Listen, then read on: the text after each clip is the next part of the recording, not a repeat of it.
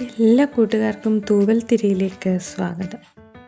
ഇന്ന് നമുക്ക് വളരെ ടേസ്റ്റി ആയിട്ടുള്ള ഒരു പപ്പായ കറി തയ്യാറാക്കാം. ആദ്യമായി ഞാനൊരു പാൻ അടുപ്പത്ത് വെച്ചിട്ടുണ്ട്. അതിലേക്ക് ഒരു 2 ടേബിൾ സ്പൂൺ വെളിച്ചെണ്ണ ചേർത്ത് കൊടുക്കാം. അതിലേക്ക് നന്നായി കഴുകി അരിഞ്ഞു വെച്ചിരിക്കുന്ന പപ്പായ ഇട്ട് കൊടുക്കാം. അത് ഇനിയും നന്നായി ഒന്ന് വഴറ്റിയെടുക്കണം. ഒരു 3-4 മിനിറ്റോളം നമ്മളത് വഴറ്റിയെടുക്കണം. ഇടയ്ക്ക് ഈ പാത്രം ഒന്ന് അടച്ച് വെച്ചുകൂടി വേവിച്ചെടുക്കാം. അത് നന്നായി ഒന്ന് വഴണ്ട് വന്നതിന് ശേഷം നമുക്കിത് മറ്റൊരു പാത്രത്തിലേക്ക് മാറ്റി കൊടുക്കാം. ഈ കറി എല്ലാവരും ഒന്ന് ട്രൈ ചെയ്ത് നോക്കണം. വളരെ ടേസ്റ്റിയാണ്, വളരെ നല്ലൊരു കറിയാണ്. ഇറച്ചിക്കറി പോലും മാറി നിൽക്കുന്ന തരത്തിലുള്ള ഒരു കറിയാണിത്.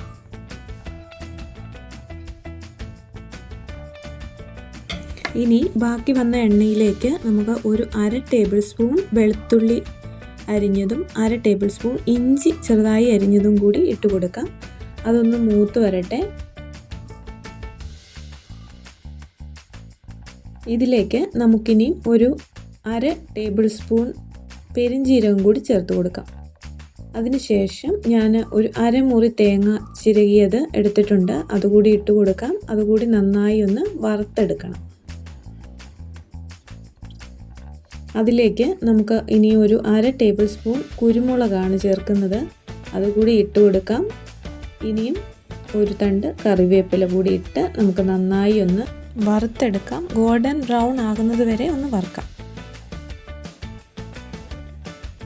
അതിനുശേഷം ഇനി മസാലപ്പൊടി ചേർക്കണം.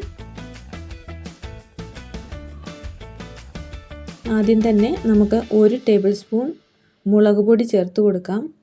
അതൊന്ന് ഇളക്കിയെടുത്തതിന് ശേഷം അതിലേക്ക് 1/2 ടീസ്പൂൺ മഞ്ഞൾപ്പൊടി, 1 ടേബിൾ സ്പൂൺ മല്ലിപ്പൊടി ഇവ ചേർത്ത് നന്നായി ഒന്ന് വറുത്തെടുക്കണം. അതിൻ്റെ പച്ചമണം മാറുന്നത് വരെ നമുക്കൊന്ന് വറുത്തെടുക്കാം. ഇനിയും നമുക്ക് ഇത് നന്നായി ഒന്ന് അരച്ചെടുക്കണം. അതിനുശേഷം പാൻ അടുപ്പത്ത് വെച്ച് 1 ടേബിൾ സ്പൂൺ വെളിച്ചെണ്ണ ഒഴിച്ചു കൊടുക്കാം. അതിലേക്ക് അരിഞ്ഞു വെച്ചിരിക്കുന്ന 1/2 ടേബിൾ സ്പൂൺ വെളുത്തുള്ളി, 1/2 ടേബിൾ സ്പൂൺ ഇഞ്ചി ചെറുതായി കൊത്തി അരിഞ്ഞതും ചേർത്ത് കൊടുത്ത് നമുക്കതൊന്ന് വഴറ്റിയെടുക്കാം. ഇതിലേക്ക് ഒരു വലിയ സവാള ചെറുതായി അരിഞ്ഞതും കൂടി നമുക്ക് ചേർത്ത് കൊടുക്കണം. അതുകൂടി ഒന്ന് നന്നായിട്ട് വഴറ്റിയെടുക്കാം.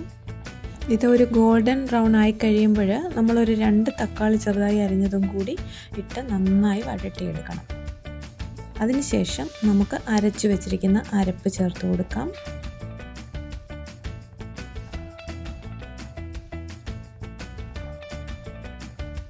അതിനുശേഷം നമുക്ക് എടുത്തു വെച്ചിരിക്കുന്ന പപ്പായ കൂടി ഇട്ട് നന്നായി ഒന്ന് മിക്സ് ചെയ്ത് എടുക്കണം.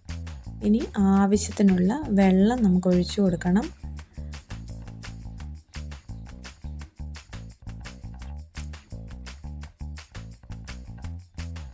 എത്രമാത്രം ഗ്രേവിയാണോ ആവശ്യമായിട്ടുള്ളത് അതനുസരിച്ച് നമുക്ക് വെള്ളം ചേർത്ത് കൊടുക്കണം. ഇതിലേക്ക് ഒരു 2 പച്ചമുളക് അരിഞ്ഞതും 1 തണ്ട് കറിവേപ്പില കൂടി ചേർത്ത് കൊടുക്കാം. ഇതുവരെ നമ്മൾ ഉപ്പ് ചേർത്തിട്ടില്ലായിരുന്നു. ഞാൻ 1 ടേബിൾ സ്പൂൺ ഉപ്പ് കൂടി ചേർക്കുന്നുണ്ട്. അതിനുശേഷം 1/2 ടീസ്പൂൺ ഗരം മസാല കൂടി നമുക്ക് ചേർത്ത് കൊടുക്കാം. അതിനുശേഷം നന്നായി ഇളക്കി യോജിപ്പിച്ചതിന് ശേഷം അടച്ചു വെച്ച് ഒരു 5 മിനിറ്റ് കൂടി നമുക്ക് വേവിച്ചെടുക്കണം. നമ്മുടെ സ്വാദിഷ്ടമായ പപ്പായ കറി റെഡി ആയിട്ടുണ്ട്.